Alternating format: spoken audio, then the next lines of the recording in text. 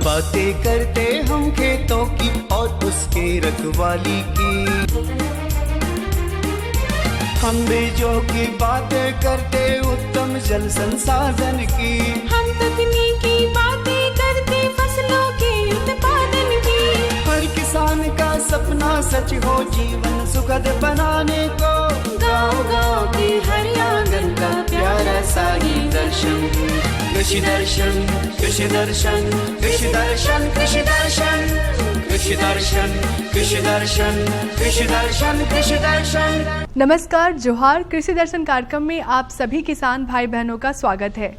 मौसम के साथ बदलना सीखो, कृषि दर्शन के माध्यम से खेती करना सीखो। कम लागत और कम समय में अच्छी फसलें कैसे तैयार करनी है, हम आपको बताएंगे आपके ही कार्यक्रम कृषि दर्शन में। तो चलिए कार्यक्रम की शुरुआत करते हैं। सबसे पहले देख लेते हैं कृषि समाचार में क्या है खास। नमस्कार, कृषि समाचार में आपका स्वागत है। मैं हूं गोपाल कृष्ण। आइए देखते हैं आज कृषि समाचार में क्या है खास। एग्री स्मार्ट ग्राम योजना से अब राज्य के गांव बन रहे हैं स्मार्ट। जाड़े में सुकरों एवं उसके आवास की साफ सफाई में रखे विशेष ध्यान। निकाय गुड़ाई के लिए बेहतर उपकरण है डच हो। एग्री स्मार्ट ग्राम योजना से झारखंड के गांवों को स्मार्ट बनाने की योजना है। इस योजना के तहत पहले चरण में राज्य के 100 गांवों का चयन कर उसका निरीक्षण कर अन्य योजनाओं के साथ जोड़कर कार्य करते हुए इन गांवों का समग्र विकास करने की योजना है। इन गांवों को विकसित कर अन्य गांवों के लिए उदाहरण के तौर पर दिखाया जाएगा। इस योजना के अंतर्गत किसानों और पशुपालकों को विभिन्न प्रकार की योजनाओं के सहारे उन्नतशील बनाने का प्रयास किया जाएगा, जिससे वे खुशहाली के साथ जीवन यापन कर सके। ठंड के मौसम में सुकरों में चर्म रोग लगने की संभावना रहती है, जैसे बाल झड़ने, चमड़े में दाने निकलना या खुजली इत्यादि। इन चर्म रोगों से बचने के लिए सुकरों के आवास और सुकरों को साफ सुथरा रखना चाहिए। सुकरों को नियमित नहाना चाहिए। साथ ही आवास की भी नियमित सफाई करने से चर्म रोग लगने की संभावना कम हो जाती है। सब्जियों में भिंडी हमारे यहाँ लगभग सभी क्षेत्रों में लगाया जाता है। जो किसान भाई इस समय भिंडी लगाने से इच्छुक है वे भिंडी के उन्नत प्रभेदों का चुनाव करें। भिंडी के उन्नत प्रभेदों में मखमली, तुलसी, रोहिणी बेहतर माने जाते हैं। मखमली, तुलसी, रोहिणी ये भिंडी के उन्नत प्रभेदों में बेहतर माने जाते हैं। वर्तमान समय में इनकी बुआई की जा सकती है। 1 हेक्टेयर भूमि में 8 से 10 किलोग्राम की दर से बीजों की बुआई कर और उचित कृषि कार्य को करके 150 से 200 क्विंटल तक भिंडी की उपज पाई जा सकती है। अरहर की फसल में वर्तमान समय में फली छेदक कीट लगने की संभावना रहती है। ज्यादातर कृषक फली छेदक कीट के लिए नियंत्रण के लिए रासायनिक दवाओं का प्रयोग करते हैं, परंतु किसी विशेषज्ञों की सलाह है कि रासायनिक दवाओं के बजाय नीम निर्मित दवाओं जैसे नीम सीड या बीटी इत्यादि जैविक दवाओं का प्रयोग लाभकारी होता है। यदि कीटों का प्रकोप ज्यादा हो तो रासायनिक दवाओं का इस्तेमाल करें। निकाय गुड़ाई के काम को बेहतर तरीके से करने के लिए किसान डच हो का इस्तेमाल कर सकते हैं। इस किसी उपकरण से खेत में निकाय गुड़ाई करने के साथ नाली और मेड़ भी बनाया जा सकता है। ये है डच हो। निकाय गुड़ाई के काम के लिए निर्मित इस उपकरण से खेत में नाली और मेड़ भी बना सकते हैं। डच हो द्वारा एक दिन में लगभग 15 डिसमिल खेत में लगे फसलों की निकाई की जा सकती है। इस उपयोगी उपकरण को बिरसा कृषि विश्वविद्यालय के अभियंत्रण विभाग से प्राप्त किया जा सकता है। और अब एक नजर राज्य के कुछ कृषि समाचार में। आज इतना ही, परंतु जाते जाते आपसे निवेदन है कि कोरोना गाइडलाइन का पालन अवश्य करें। संक्रमण की संभावना फिर से है। अपने और अपने परिवार के सदस्यों को कोरोना टीके की सभी खुराक अवश्य लगवाएं। अगले अंक में फिर मुलाकात होगी कुछ ताजा तरीन खबरों के साथ। तब तक के लिए दीजिए इजाजत। नमस्कार, जोहार। तो किसान भाई बहन, कृषि समाचार में आपने देखा तकनीक के बारे में, उपकरण के बारे में, साथ ही मौसम का हाल भी जाना और कृषि से संबंधित कुछ नई बातें भी आपको जानने को मिली। तो चलिए अब समय हो चला है एक छोटे से विराम का। विराम के बाद हम जल्द आते हैं। अन्नदाता किसानों की खुशहाली और उनकी आय में बढ़ोतरी के लिए भारत सरकार लगातार प्रयासरत है। माननीय प्रधानमंत्री श्री नरेंद्र मोदी जी के दूरदर्शी नेतृत्व में पिछले 7 वर्षों में खेती को आधुनिक और किसानों को आत्मनिर्भर बनाने के लिए कई निर्णय लिए गए हैं। छोटा किसान बने देश की शान, ये हमारा सपना है। देश के 80% से ज्यादा किसान ऐसे हैं जिनके पास 2 हेक्टेयर से भी कम जमीन है। अब देश में इन्हीं छोटे किसानों को ध्यान में रखते हुए कृषि सुधार किए जा रहे हैं, निर्णय लिए जा रहे हैं। प्रधानमंत्री किसान सम्मान निधि योजना की शुरुआत 24 फरवरी 2019 को माननीय प्रधानमंत्री श्री नरेंद्र मोदी जी के द्वारा की गई थी। पीएम किसान योजना का पूरा खर्च भारत सरकार वहन करती है। इसके तहत लाभार्थी किसानों को हर साल 6,000 रुपए की सम्मान राशि 2,000 रुपए की 3 समान किस्तों में सीधे उनके बैंक खातों में हस्तांतरित की जाती है। अब तक 11 करोड़ से भी अधिक लाभार्थी किसानों के बैंक खातों में 1,58,000 करोड़ रुपए से अधिक की राशि सीधे ट्रांसफर की जा चुकी है। किस्तों की जानकारी किसानों को एसएमएस के माध्यम से दी जाती है। இப்போ நேரா நாங்க வந்து பேங்க்குக்கு ஆக்சுவல் போகும்போது அந்த பணத்தை நாங்க வித்ரா பண்ணிட்டு வந்து நாங்க விவசாயம் பண்ணிக்கிறோம்। इस मदद से बुआई के पहले अब किसानों को बीज, खाद, कीटनाशक और कृषि संबंधी अन्य जरूरतों के लिए साहूकारों के आगे हाथ नहीं फैलाना पड़ता। અને એના લીધે મારે કોઈ જોડે કે સગા સંબંધી કે મિત્રો જોડે મારે ઉછીના પૈસા લેવાની જરૂર પડતી નથી અને એનાથી હું સારી એવી खेती કરી શકું છું। इस योजना से मिले लाभ तथा आवेदन की स्थिति देखने के लिए पीएम किसान पोर्टल लॉन्च किया गया है। इस पोर्टल के माध्यम से पात्र किसान अपना पंजीकरण स्वयं करने के साथ साथ अब तक मिले लाभ और अपने आवेदन की स्थिति फार्मर्स कॉर्नर से देख सकते हैं। इस योजना का लाभ पात्र किसानों को ही मिल सके, इसके लिए इस प्रक्रिया को फूल प्रूफ बनाते हुए इसे आधार और इनकम टैक्स वेरिफिकेशन के साथ साथ फिजिकल वेरिफिकेशन से भी जोड़ा गया है। इसके अलावा किसानों की सुविधाओं और जानकारी के लिए पीएम किसान मोबाइल ऐप भी विकसित किया गया है। पीएम किसान सम्मान निधि योजना का लाभ देश के सभी राज्यों और केंद्र शासित प्रदेशों के किसानों को मिल रहा है। इसे हासिल करके हमारा किसान सबल और आत्मनिर्भर हो रहा है। इस स्कीम ने हमारा भारत सरकार ने हमारा किसान के लिए बहुत बड़ा सम्मान दिया है। इसीलिए हम भारत सरकार को, प्रधानमंत्री नरेंद्र मोदी जी को हम बहुत बहुत धन्यवाद देती हूँ। आत्मनिर्भर भारत की पहचान प्रगतिशील और समर्थ किसान। विराम के बाद आप सभी किसान भाई बहनों का स्वागत है। पूरे भारत और पूरे विश्व में हमारा भारत खेती किसानी के लिए बहुत ही मशहूर है और साथ ही अब पशुपालन के लिए भी उतना ही जाना जाता है। अगर आप खेती किसानी के साथ साथ पशुपालन भी अपनाते हैं तो आपकी आमदनी में बढ़ोतरी होगी और आप दुगुना आमदनी कमा सकते हैं। तो आज हम आपको बताएंगे कि पशुपालन लाभदायक व्यवसाय कैसे है, ये फीचर के द्वारा। तो चलिए देखते हैं फीचर और लेते हैं जानकारी। भारत एक तरफ जहां खेती के लिए पूरी दुनिया में मशहूर है, वहां दूसरी तरफ पशुपालन भी इसका अभिन्न अंग रहा है। देश के किसानों के लिए खेती जितना महत्वपूर्ण है उतना ही महत्वपूर्ण पशुपालन भी है। पशुओं की अगर बात करें तो किसान इनके प्रति दया भाव रखते हैं।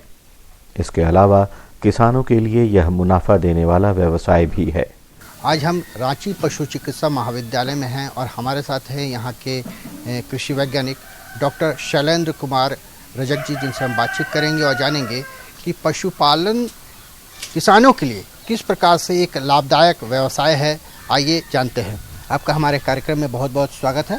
सबसे पहले तो हम आपसे यही जानना चाहेंगे कि पशुपालन किस प्रकार से किसानों के लिए लाभदायक व्यवसाय के रूप में है। जी, जैसा कि किसान भाइयों, आप सभी को मेरा नमस्कार। जैसा कि अभी क्वेश्चन पूछा गया कि जो पशुपालन है किसानों के लिए कितना लाभदायक है, तो मैं बता दूं कि जो पशुपालन है आज के अगर हम परिप्रेक्ष्य में देखें, आज के परिदृश्य में देखें, तो पशुपालन एक ऐसा क्षेत्र है जिसकी असीम संभावनाएं हैं और हम इससे अधिक से अधिक लाभ ले सकते हैं। क्योंकि आप जानते हैं कि पशुपालन अगर कोई करता है तो उससे हमको मिल्क मिलता है और मिल्क का जो डिमांड है वो दिनों दिन बढ़ते जा रहा है। अभी हम देखेंगे कि हमारा देश जो है नंबर 1 है मिल्क प्रोडक्शन में, लेकिन अगर हम पर कैपिटा एबिलिटी भी देखेंगे तो अभी थोड़ा सा बढ़ा है, लेकिन अभी भी हमको और बढ़ाने की ज़रूरत है। क्योंकि हमारे यहाँ जो जानवर हैं वो कम दूध देने वाली बहुत है, लेकिन अधिक दूध देने वाली की संख्या अभी बहुत कम है। तो हमें अच्छी नस्ल की जो है पालना पड़ेगा ताकि जो है अधिक से अधिक उससे हम लाभ कमा सकते हैं। प्राकृतिक खेती और जैविक खेती की लोकप्रियता बढ़ने से अब गायों की डिमांड भी बढ़ती जा रही है। केंद्र और राज्य सरकार मिलकर भी गाय पालन पर सब्सिडी योजनाओं का लाभ देती हैं। 4 से 5 गायों के साथ गाय की डेयरी फार्म शुरू कर सकते हैं और दूध से बने उत्पादों के साथ साथ गोबर से गैस, कंडे और खाद बनाकर भी बढ़िया मुनाफा कमा सकते हैं। तो गाय के लिए हम लोग 2 तरह की नस्लें हम लोग झारखंड के प्रदेश में हम लोग रिकमेंड करते हैं। एक पहला होता है कि जो देसी नस्लें हैं, तो देसी नस्ल में सबसे अच्छा जो होता है हमारे इस झारखंड के जलवायु में जो है बहुत अच्छे से रह सकता है और अब उसका उत्पादन भी हम ज़्यादा से ज़्यादा ले सकते हैं। उसमें साहिवाल और एक है गिर और रेड सिंधी, ये 3 जो ब्रीड है बहुत बढ़िया ब्रीड है और हमारी देसी ब्रीड है, जिससे कि दूध का जो उत्पादन है इसमें 8 से 10 लीटर प्रतिदिन हो जाता है, प्लस फैट का जो परसेंटेज है 4 से 4.5 रहता है और SNF 8.5% रहता है। तो इसका जो डिमांड है मार्केट में, खास करके अभी आप देखेंगे तो जो देसी गाय का जो दूध का डिमांड है वो दिनों दिन बढ़ते जा रहा है, क्योंकि हम लोग जानते हैं कि जो विदेशी गाय का जो दूध था उसमें लोगों का भी हेल्थ अवेयरनेस के चलते जो है देसी का डिमांड जो है अब धीरे धीरे जो है ज़्यादा लोगों में बढ़ रहा है। तो देसी पालना ज़्यादा अच्छा है। अगर मान लीजिए कोई प्रोडक्ट बनाना चाहते हैं, खास करके जैसे पनीर बनाना चाहते हैं, खोआ बनाना चाहते हैं, तो उन सभी किसानों के लिए हम बोलेंगे कि आप लोग भैंस पालन करें। और भैंस पालन के लिए सबसे जो नस्ल होती है वो मुरा नस्ल है। तो अगर मान लीजिए किसान भाई खास करके जो हम लोग चारा जो देते हैं तो उसमें सूखा चारा भी होता है, हरा चारा भी होता है और दाना भी होता है, तो ये तीनों का मिश्रण होना चाहिए, तब हम इसको बोलते हैं कि बैलेंस राशन देना चाहिए। और अगर बैलेंस नहीं देंगे तो उसका जो है प्रोडक्टिविटी पे, उसका जो रिप्रोडक्शन पे बहुत ज़्यादा इफेक्ट पड़ता है, जिसके चलते जो है जो गाय को आना चाहिए, जैसे बच्चा देती है, बच्चा देने के बाद उसको गर्म होना चाहिए, जो हम लोग बोलते हैं कि 90 दिन के अंदर उसको गाभिन हो जाना चाहिए। तो जो नहीं गाभिन होती है, कभी कभी देखते हैं कि साल भर चली जाती है, तो क्यों जाती है? इसका मेन कारण है कि हम उसको बैलेंस राशन नहीं दे रहे हैं। तो हमारा जो खर्चा होता है मैक्सिमम 70% 80% हमारा खर्चा है राशन का। तो राशन अगर किसान भाई अपने घर पे, खास करके अगर थ्रू आउट द ईयर अगर कोई हरा चारा उत्पादन करे, उनके पास ज़मीन है, तो आसानी से कर सकते हैं। अगर हम तीनों सीजन को बांटें तो जैसे बरसात है, जाड़ा है और गर्मी है, तो इसके अनुसार से किसान भाई अपने यहाँ अपने खेत पे खुद का हरा चारा उगा सकते हैं। जैसे अगर हम जाड़ा की बात करें तो अभी जाड़ा समय चल रहा है हम लोग का, तो इसमें बरसीम लूसन जो प्रोटीनस होता है, जिसमें दलहनी इसको बोलते हैं, प्रोटीन की मात्रा बहुत ज़्यादा होता है। साथ में जई लगा सकते हैं जो कि अदलहनी है, जिसमें कार्बोहाइड्रेट की मात्रा ज़्यादा होती है, उसको आप दे सकते हैं। अगर गर्मी की बात करें तो गर्मी में हम लोग मक्का है, बजरा है और ज्वार है, उसको लगा सकते हैं। और दलहनी में हम लोग लोबिया लगाते हैं। बकरी एक छोटी दुधारू पशु है जो छोटे और सीमांत किसानों की आमदनी में 4 चांद लगा सकती है। पहले तो बकरी पालन सिर्फ गांव तक ही सीमित था, लेकिन आज बकरी का दूध से बने उत्पाद और बकरी का मांस भी काफ़ी अच्छे दामों पर बिक रहा है। अब गांव से लेकर शहरों में बकरी पालन से आमदनी बढ़ती जा रही है। अगर कोई किसान भाई पालना चाहते हैं कि हमें बकरी पालना है, तो बकरी हमारा जो इस झारखंड में जो सबसे अच्छी नस्ल पाई जाती है वो ब्लैक बंगाल है, क्योंकि एक खासियत है इसका, एक बार में 2 बच्चा देती है। साथ ये जो है इसका मीट का जो क्वालिटी है सबसे बेहतर है। हमारे जो पूरे देश में जितनी भी नस्लें हैं उसमें सबसे बेहतरीन जो मीट होती है इसी नस्ल की होती है। इसलिए अगर पालना है, गोट पालना है या बकरी पालना है, तो आपको ब्लैक बंगाल की नस्ल रखिए। अगर भैंस पालना है तो मुरा नस्ल, और देसी नस्ल में अगर रखना है तो साहिवाल, गिर और रेड सिंधी।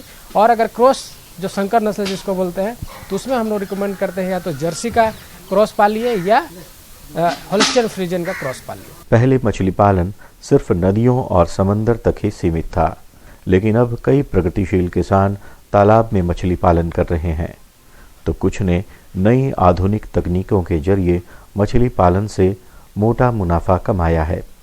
अब किसान भी खेती किसानी के साथ साथ अतिरिक्त आमदनी कमाने के लिए मछली पालन से जुड़ रहे हैं।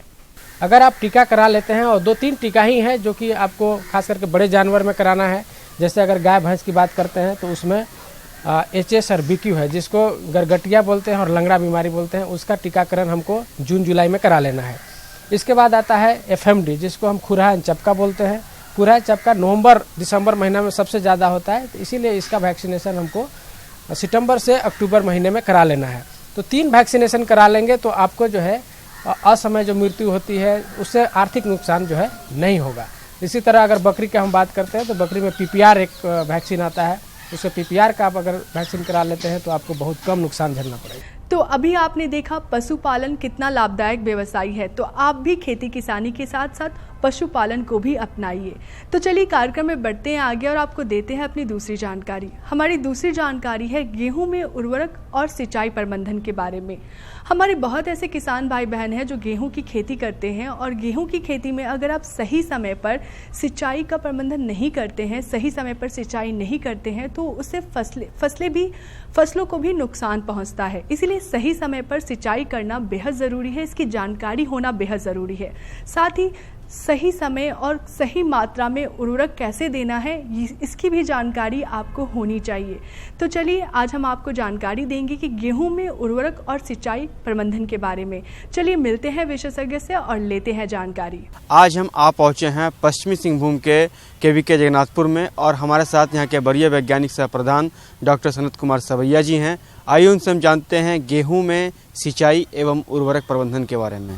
सर, आपका हमारे कार्यक्रम में बहुत बहुत स्वागत। जी धन्यवाद। अगर हम गेहूं की बात करते हैं, गेहूं रबी फसल है, सबों के खेत में जो है गेहूं लगा हुआ है। अगर सबसे पहले हम सिंचाई की बात करते हैं जी जी। तो सिंचाई का प्रबंधन किस तरीके से किया जाए, गेहूं लगाने के कितने दिनों के उपरांत सिंचाई आवश्यक हो जाती है? जी, ये बहुत ही इम्पोर्टेंट सवाल है आपका। और जैसे आपके किसान भाई के पास कितना उपलब्ध है पानी, इसके ऊपर भी निर्भर करता है।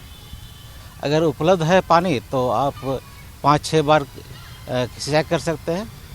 और इसमें पहला पानी जो है ना वो बहुत ही इम्पोर्टेंट रखता है। वो पहला पानी हम लोग देते हैं जब ग्राउंड रूट इनिशिएशन होता है, CRI स्टेज में। तो CRI असल में क्या होता है और किसान भाई यहीं पर बहुत गलती करते हैं। अगर इस अवस्था में हम सिंचाई दें तो आपका उपज में बढ़ोतरी होगा। प्रति एकड़ कम से कम आपको 40 से 50 kg तक आपका उपज इसी में बढ़ जाएगा। तो यहाँ पर किसान भाई गलती ना करें, पहला सिंचाई जो CRI स्टेज में करते हैं उसको ज़रूर दें। ये अवस्था आपका अंकुरण के बाद, बीज अंकुर होने के बाद आपका 21 से 25 दिन की अवस्था में आता है। ये अवस्था अगर कभी कभी लेट भी हो सकता है, जैसे कि आप मान लीजिए देर से बुआई किए तो ये थोड़ा सा डिले हो जाएगा, लेट हो जाएगा। तो इस अवस्था में आप 25-30 दिन के दिन में कर सकते हैं। जैसे बुआई अगर मान लीजिए दिसंबर करते हैं तो अंकुरण थोड़ा लेट से होगा, तो आपका जो CRI स्टेज है वो भी थोड़ा सा लेट से आएगा। इसलिए समय को देखते हुए अगर आप समय पर बुआई किए हैं तो 20-21 दिन में आप ज़रूर सिंचाई दें। और ये नहीं कि पूरा बहुत ज़्यादा फ्लड जैसा सिंचाई देना है आपको मात्र कम पानी से ही उसको सिंचाई करना है, खाली भिंगाना है। अगर आप ज़्यादा पानी दे दिए तो उसमें पीलापन आ सकता है। इसलिए ये चीज़ बहुत इम्पोर्टेंट है। आप उसमें आप कंट्रोल रूप से ही उसको सिंचाई दें। जैसे कि मान लीजिए बहुत ज़्यादा दे दिए तो पीला एक बार हो जाएगा तो उसको फिर कंट्रोल करना फिर मुश्किल हो जाता है। इसलिए हिसाब से ही आप पानी दें। और हो सके तो आप जो मान लीजिए 1 एकड़ का आपका प्लॉट है तो उसको 6-7 भाग में बांट दें, उसको प्लॉट बांट दें, उसमें सिंचाई करें। क्योंकि हम लोग के इधर का एरिया में समतल है नहीं ज़मीन, इसलिए अगर ज़्यादा ढलान है तो उसको छोटा छोटा क्यारी में बांट के सिंचाई करें।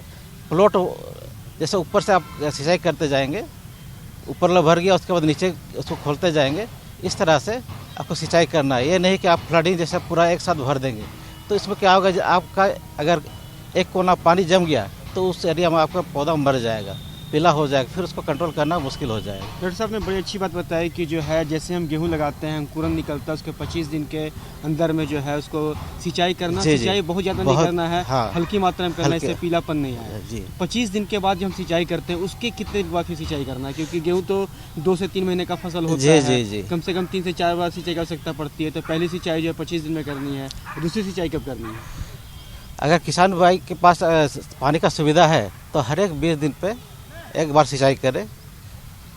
तो जैसे कि फिर आ गया आपका, फिर कल्ला निकलते समय एक बार देना ज़रूरी होता है।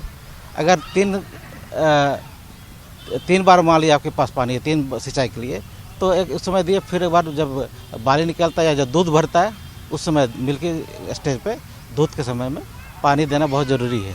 अगर उस समय नहीं देते हैं तो आपका दाना अच्छा नहीं बनेगा, इसलिए उस समय बहुत ज़रूरी होता है। तो निश्चित तौर पे गेहूं में 3 बार सिंचाई करनी है हमें। पहली बार जो है 20 से 25 दिन में करना है। जी जी। और सबसे प्रमुख जो है जब उसमें कल्ला निकलता है, जब उसमें दूध आता है तो सिंचाई करना है। ये तो आपने सिंचाई की बात बताई कि किस तरीके से गेहूं में सिंचाई कितना प्रमुख है, किस तरीके से करना है जी। अगर उर्वरक की बात करते हैं जी, क्योंकि अगर झारखंड की मिट्टी की बात करते हैं तो कहीं ना कहीं यहाँ की मिट्टी जो है अम्लीय है और निश्चित तौर पर जितने पोषक तत्व पौधों को चाहिए वो मिल नहीं पाते हैं जी। तो उर्वरक का प्रबंधन किस तरीके से करें? जी, उर्वरक का प्रबंधन इससे पहले तो हम लोग को मिट्टी जांच कर लेना चाहिए, तो उसके अनुसार ही हम लोग को पोषक तत्वों का प्रबंधन करना चाहिए। तो फिर भी एक रफ हम लोग बताते हैं, ऐसा कि जैसा कि यूरिया दे रहे हैं, यूरिया आपका 90 किलो लगेगा 1 एकड़ का हम सब बता रहे हैं, 90 किलो लगेगा। तो इसको हम एक साथ नहीं देंगे, इसको 3 भाग में बांट देंगे। पहला 30 किलो बुआई के समय देंगे, फिर 30 किलो जो है ना, जो CRI स्टेज बोलते हैं उस समय बाद सिंचाई के करने के बाद उस समय और 30 किलो या 25 किलो आपका जो होता है उस वहाँ पर करेंगे। फिर उसके बाद 40-45 दिन जब होता है बुआई के बाद उस समय फिर एक बार यूरिया का करेंगे, उपयोग करेंगे। और DAP आपको देना है करीब 30 kg पर एकड़। और पोटास भी ज़रूरी होता है, पोटास आप एकड़ में 25 किलो तक दे दीजिएगा। और इसके अलावा सल्फ़र का भी ज़रूरत होता है। सल्फ़र एक ये होता है तो ज़रूरी होता है उसके आपका फोटोसिंथेसिस वगैरह के लिए। तो उसमें जैसा कि अगर DAP अभी जो कम्बिनेशन बताए थे, उसके अलावा अगर SSP के आधार पर आप अगर खाद देते हैं तो ज़्यादा बेहतर होता है, क्योंकि SSP में आपको सल्फर भी मिल जाएगा। तो हम लोग उसको ज़्यादा ही करते हैं। तो SSP आपका करीब 1 एकड़ में 3 बोरा करीब 150 kg आपका SSP लगेगा। तो इस तरह से हम लोग करते हैं। इसके अलावा कुछ माइक्रो न्यूट्रिएंट है जो आजकल हम लोग को दिखाई दे रहा है, उसका कमी के चलते हम लोग उपज में भी बहुत प्रभाव पड़ता है। तो उसके लिए भी माइक्रो न्यूट्रिएंट के लिए भी आजकल बाज़ार में बहुत सारा आपका खाद आ गया है, उसको भी यूज कर सकते हैं। आजकल जो पानी में घुलने वाला उसको स्प्रे करने वाला भी आता है, तो उसको भी ले सकते हैं। या तो आप बाज़ार से ख़रीद के जैसे जिंक सल्फेट, जैसे उसको जिंक सल्फेट को बुआई के समय भी दे सकते हैं, लेकिन उसमें ज़्यादा पड़ जाएगा 10 किलो। अगर इसको बाद में स्प्रे करें जब CRI स्टेज के बाद, तो आपका बहुत कम में ही हो जाता है। करीब 700 ग्राम आपका जिंक सल्फेट लगेगा, उस पानी में घोल के 100 लीटर 150 लीटर पानी में घोल के उसको स्प्रे मारेंगे तो ये इसका रिजल्ट भी अच्छा होगा और पैसा भी आपका बचेगा। इसके अलावा और भी जैसे कि माइक्रो न्यूट्रिएंट है, कुछ बोरॉन का अगर कमी है तो बोरॉन भी दे सकते हैं 100 ग्राम प्रति एकड़ पानी में घोल के उसको भी स्प्रे कर सकते हैं। इसके अलावा मैग्नीज है, इसका भी अगर कर सकते हैं। मैग्नीज आपका 1 किलो करीब लगता है, तो इसका भी आप उपयोग करें किसान भाई। इसे करेंगे तो ज़्यादा फायदा आपका होगा, उपज अच्छा मिलेगा। डॉक्टर साहब ने बताया कि उर्वरक का प्रबंधन किस तरीके से करना है और कितनी मात्रा में करना है और कितने दिनों में करना है, ये आपने बताया। अगर हम वर्तमान दौर की बात करते हैं तो कहीं ना कहीं हमारे किसान जो हैं जैविक खेती की ओर बढ़ रहे हैं। जी। अगर हम गेहूँ की बात करते हैं, जैविक खेती की बात करते हैं, तो जैविक खेती में उर्वरक प्रबंधन किस तरीके से करें? जैविक खेती में जैसे कि हम लोग करेंगे तो इसमें एक है आपका जीवाणु खाद देने का। जीवाणु खाद में जैसे आपका एजोटोबैक्टर इसमें हम लोग देते हैं, एजोटोबैक्टर और PSB, ये दोनों हमको देना बहुत ज़रूरी होता है। तो इससे क्या होगा, प्राकृतिक रूप से ही आपका खाद मिलेगा। जैसे एजोटोबैक्टर डालते हैं, जिसको बीज के साथ उपचार कर लेते हैं। जैसे कि 1 एकड़ में लगा रहे तो उसके लिए 2 पैकेट आपका एजोटोबैक्टर लगेगा। तो इसको हम लोग गुड़ में पहले से गुड़ का घोल बना लेते हैं, उसमें दोनों को डाल के उसके बाद उसको उपचारित करते हैं बीज के साथ। इसी तरह से आपका PSB को भी इसी में हम लोग उपचारित कर लेते हैं। ये सब आपको करना चाहिए। इसके अलावा आपका गोबर खाद हम लोग ज़्यादा से ज़्यादा दें। 1 एकड़ में आपका 1 टन से 1.5 टन तक का ज़रूरत होता है, तो इसको आप ज़रूर दें। तो किसान भाई बहन, आज की हमारी दोनों जानकारियाँ आपको कैसी लगी? आशा करते हैं आज की हमारी दोनों जानकारी आपको काफ़ी अच्छी लगी होंगी। अगर आपके पास भी कोई जानकारी है हमें देने के लिए या हमसे कोई जानकारी आपको लेनी है तो आप हमें संपर्क कर सकते हैं। हमारा पता है कृषि दर्शन, कृषि प्रकोष्ठ, द्वारा केंद्र निदेशक, दूरदर्शन केंद्र, रातू रोड, रांची, और हमारा पिन संख्या है 834001। इसी के साथ मुझे शिखा स्वरूप को दीजिए इजाज़त। नमस्कार, जोहार। हम बीजों की बातें करते उत्तम जल संसाधन की, हम तकनीकी बातें करते फसलों के उत्पादन की। हर किसान का सपना सच हो जीवन सुखद बनाने को, गाँव-गाँव के हर आंगन का प्यारा सा ही दर्शन। कृषि दर्शन, कृषि दर्शन, कृषि दर्शन, कृषि दर्शन, कृषि दर्शन, कृषि दर्शन, कृषि दर्शन, कृषि दर्शन।